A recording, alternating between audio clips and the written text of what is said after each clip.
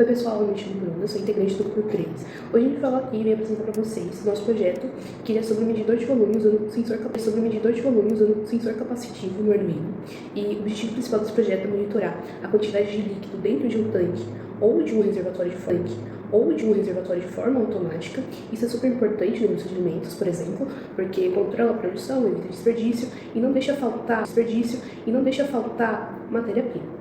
E a gente utilizou, o simulador de Tinkercad. A gente não tem um sensor real para molhar na água, então nós usamos um chip de temporizador 555 junto com um potenciômetro para simular essa variação, conforme a gente gira o botão do potenciômetro. Então ele vai mudando a frequência do sinal, imitando o nível da água, como se estivesse subindo ou descendo. E já o Arduino ele vai ler esse sinal, calcular o volume exato em milímetros.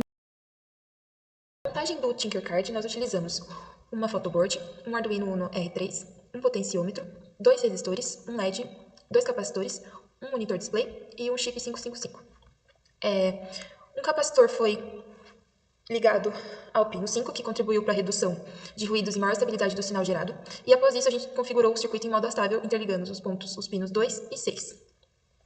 E também configuramos a malha de controle de tempo, conectando os resistores ao sensor e o sensor ao chip 555.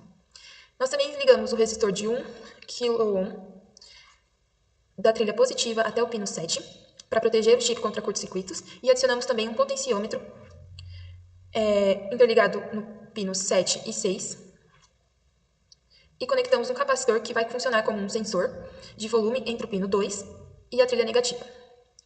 Juntos, esses 3 componentes vão controlar a velocidade com que o sensor carrega e descarrega energia e define o ritmo dos pulsos que serão enviados até o Arduino. Nós também ligamos ao pino 3, a entrada D3, D2 do Arduino, para permitir que o microcontrolador pudesse realizar a leitura dos pulsos gerados pelo oscilador. E como o Tinkercad não permitiu a simulação direta de sensores capacitivos reais, a variação do nível do líquido foi representada pelo uso de um potenciômetro para variar a frequência de sinais variáveis, sendo todas equivalentes ao comportamento do sensor do sistema real. E também foi adicionado um LED, que vai servir de alerta caso o volume que foi calculado atingisse valores críticos definidos na calibração do sistema. Em relação ao código, nós utilizamos o código que foi fornecido no roteiro pelo professor e só foi alterado os valores dos coeficientes de calibração, as variáveis de calibração após o cálculo das mesmas. Bom, então para nortear um pouquinho o nosso estudo, foi disponibilizado para a gente 4 perguntas. E eu vou falar um pouquinho sobre as 2 últimas perguntas, que tem muito em relação ao que a Maria falou, então eu vou complementar um pouquinho.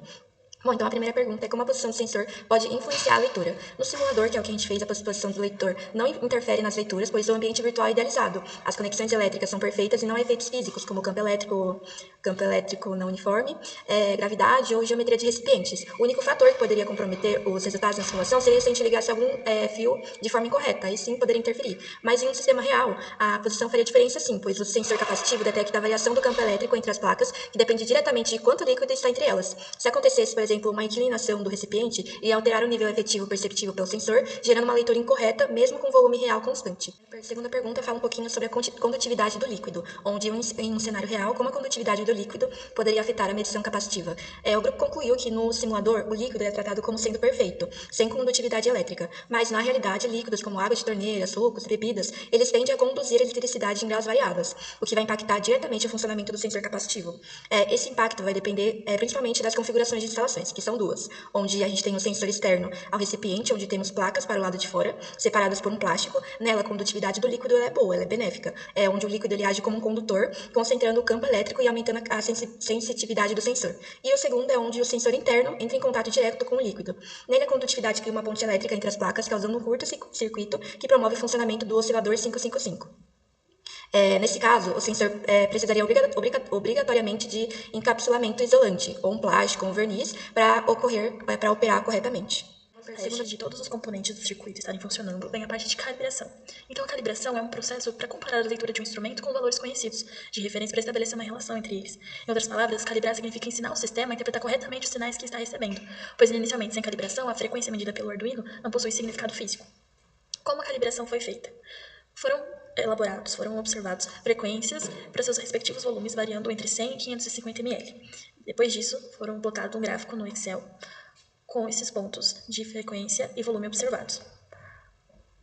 Depois disso, com o auxílio da função de regressão, a gente estimou uma equação dada por y igual a menos 10,038x mais 618,5. Isso significa que para cada variação de frequência, a gente teria um aumento de 6.018,5 para valores estimados de volume.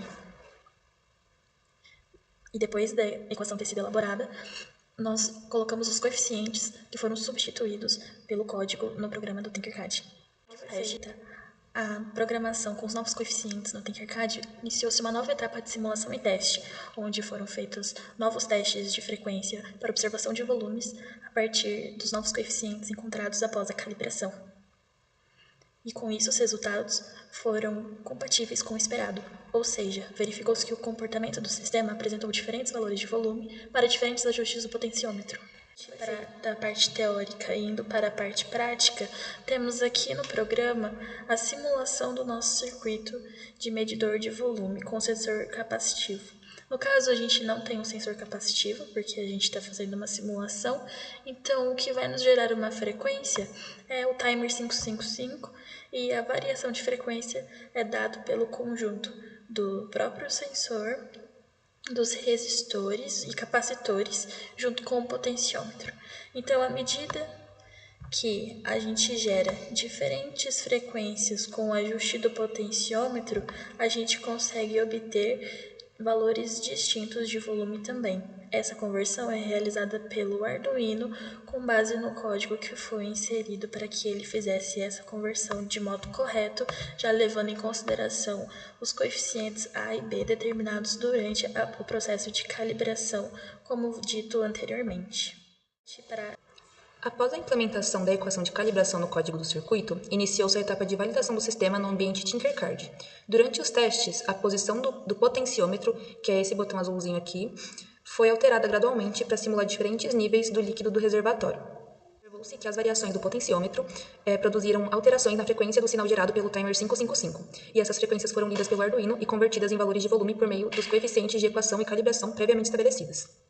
Observou-se que o volume mínimo estabelecido foi de 200 ml, e quando o potenciômetro fica num volume menor, ele identifica um volume menor que 200 ml, o LED fica aceso. Então eu vou colocar num volume menor para a gente ver que o LED acende. Aqui ele está desligado porque o volume está maior que 200 ml. Eu movi um pouquinho, aí ele ficou menor que 200 ml e o LEDzinho acendeu aqui. Tempo real pelo display, que a gente pode ver aqui.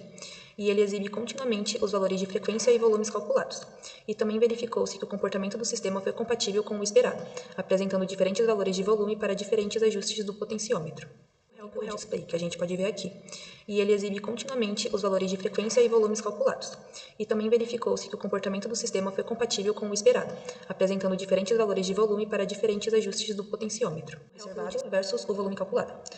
A comparação entre o volume simulado e o volume calculado pelo programa permitiu avaliar o desempenho do sistema de medição. Embora a calibração tenha ajustado significativamente as diferenças entre os valores de frequência e volume, houveram grandes discrepâncias, porque o erro percentual associado foi muito grande, devido à adoção de valores de coeficientes distintos antes da calibração e após a calibração, que foram muito diferentes. Os valores encontrados para o volume calculado ficaram distantes devido à adoção de coeficientes distintos para o simulador do circuito. Antes da calibração, iniciou-se os testes de observação com valores de menos 0,1 para o coeficiente A e de 600 para o coeficiente B, conforme a orientação do roteiro. Após a calibração, do valor real menos o valor medido, dividido pelo valor real, vezes 100. Os valores encontrados para o volume calculado ficaram distantes devido à adoção de coeficientes distintos para o simulador do circuito. Antes da calibração, iniciou-se os testes de observação com valores de menos 0,1 para o coeficiente A e de 600 para o coeficiente B, conforme a orientação do roteiro. Após a calibração, por meio de uma equação linear, obtiveram-se os valores de menos 10,068 para o coeficiente A e menos 6.018,5 para o coeficiente B. E essas considerações são cruciais para validar os valores obtidos para o erro calculado. Em uma aplicação real, por exemplo, a posição do sensor capacitivo pode influenciar diretamente na qualidade da medição. Instalações próximas às paredes do reservatório, regiões sujeitas à turbulência ou áreas onde o líquido não apresenta distribuição uniforme podem provocar alterações na resposta do sensor. Além disso, reservatórios com geometrias complexas podem apresentar relações não lineares entre nível e volume, exigindo uma calibração mais detalhada para garantir resultados confiáveis.